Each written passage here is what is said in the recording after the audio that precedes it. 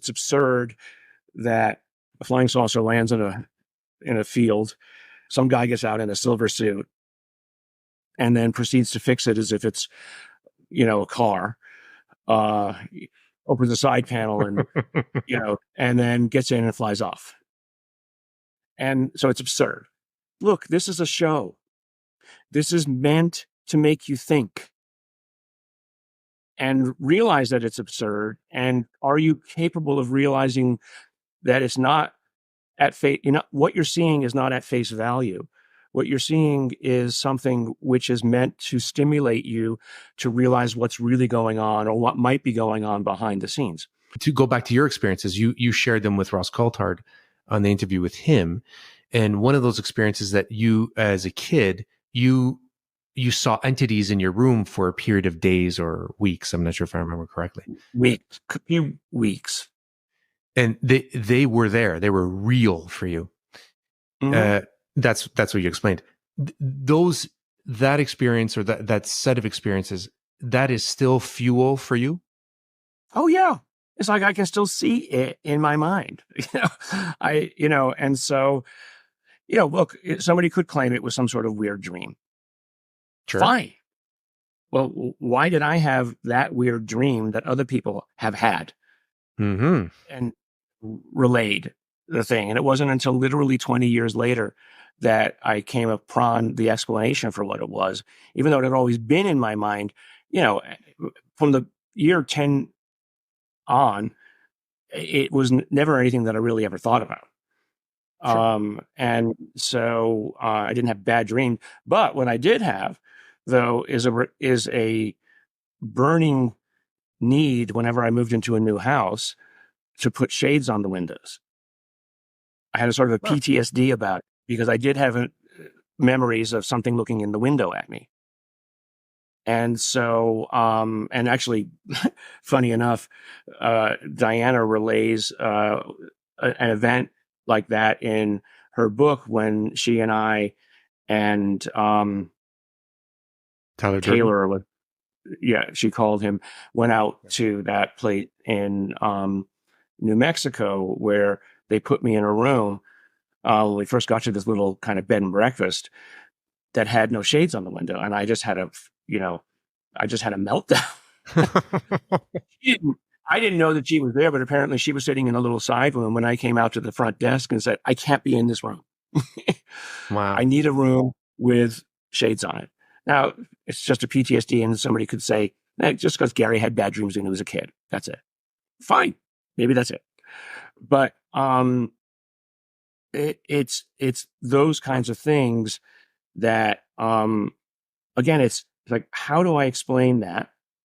And how do I turn it into science so that I can have a conversation with my peers about it? So how do you explain that particular series of episodes there when you were small?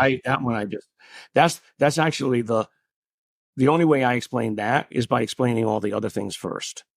Because it's just too weird to me. It's just like, I don't have an understanding of why things like that would show up in little boys' bedrooms. Sounds creepy to me.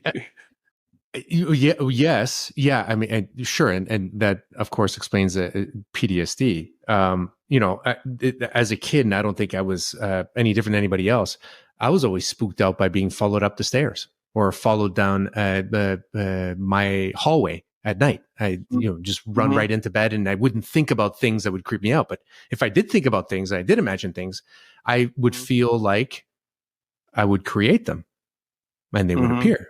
Right. I mean, that's right. Or you, yeah. So you said at a conference, the SALT conference, which I thought was curious because it was a more an investment centric type conference in New York. But it felt like the crowd there was very eager to hear about your experiences and your thoughts on this kind of subject. And at one point you said, I'm just going to read it out for a second here. You said, when the host asked you, what is it? What's happening? And you said, I think that it is an advanced form of intelligence, something that we don't understand that is using some sort of intermediaries that are put here, I think you said here, as an intelligence test. So can Mm-hmm. you see what's in front of you for what it really is? Right. Uh, And what it Elaborate. really is means, what it really is means what's behind it. That the intermediaries in this hypothesis, in this speculation, Mhm. are something that sort of a minimal viable product of what it is that you can interact with, and realize that it's not human. Realize that it is evidence of something that is not you.